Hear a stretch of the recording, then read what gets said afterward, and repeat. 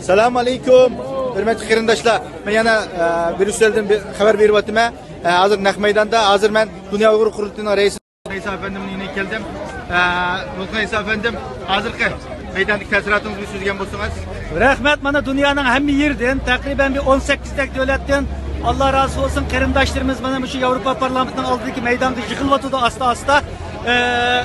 Hamma davlatlardan kelgan uchoq bolalarni tatib, xonim qizlarimizgacha hammalar kelyapti. Xudoyim bo'lsa, bu yerda 11 gacha mishada bo'lamiz. Ya'ni 1 soat vaqtimiz bor, taqriban 40 minut.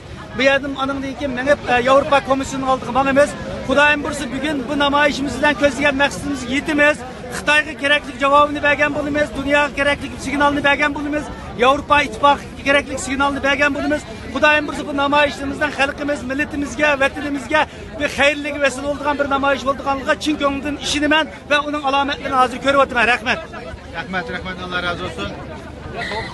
Buraka, siz mi yetişkepsiz, siz mi yüzünüzü bir ta'sirotingizni sizden bilen?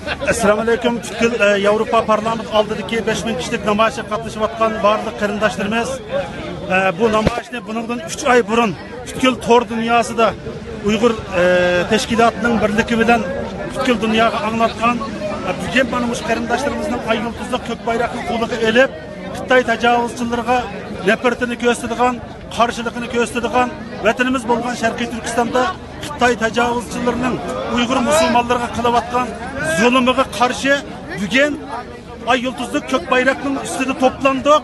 Dinimiz İslam, vatanimiz Sharqiy Turkiston, millatimiz Uyg'ur, dushmanimiz Xitoy tajovuzchilari. Rahmat sizga. Rahmat, Allah razı olsun. Mana ko'ryapsizlar, qarindoshlar, dunyoning har qaysi yerlaridan kelgan qarindoshlarimiz hozir bir-birsiga avvallashyapti va namoyishning vaqtini saqlab turyapti. Bu yerdagi namoyishni o'rlashtirishi, namoyishni tartiblagan, o'rlashtirilgan Dunyo Uyg'ur qurultiyi boshliq barliq qarindoshlar, barliq tashkilotlarning o'rlashtirishi bo'yicha xatarlikka mas'ul, tartibga mas'ul qarindoshlarning o'rlashtirishiga moslashish bilan elib berishni tavsiya qilamiz. Bu yerda boshqa shaklda, ya'ni o'rlashtirishdan sirt o'zimizning hissiyotiga, o'zimizning nimasiga tayinib ish harakat elib berishga bo'lmaydi.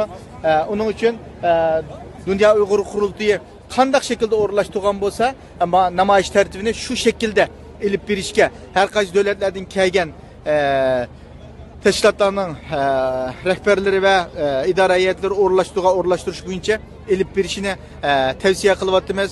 Qarindoshlarimiz ait ongli holatda namoyishning tartibiga bo'ysunib, o'zlarining davlat tavalligi va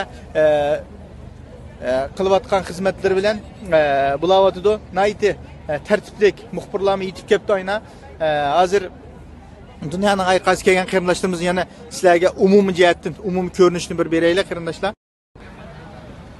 Mana bu bog'chaning yana bir qismi.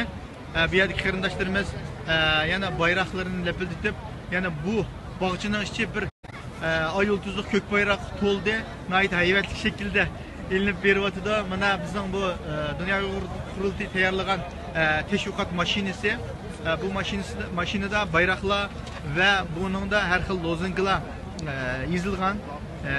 Bunun da xatlerde mana 1 milyon xalqimizning turmada kampida lagerda ekanligini aniq yozilibdi. Buning uchun bu şekilde teşviqotlarimiz davom qilyapti qarindoshlar.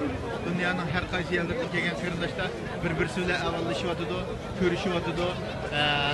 Naildi qarindoshlik mehr muhabbati bilan bir-birisiga avvallash bilan birga Xitoy tajovuzlariga qarshi nafratini bildirish uchun tayyorlik qilyapti. Yoshlarimizni, ayollarimiz va dunyoning har qaysi yeriga kelgan yosh yigitlarimiz ham mavjud.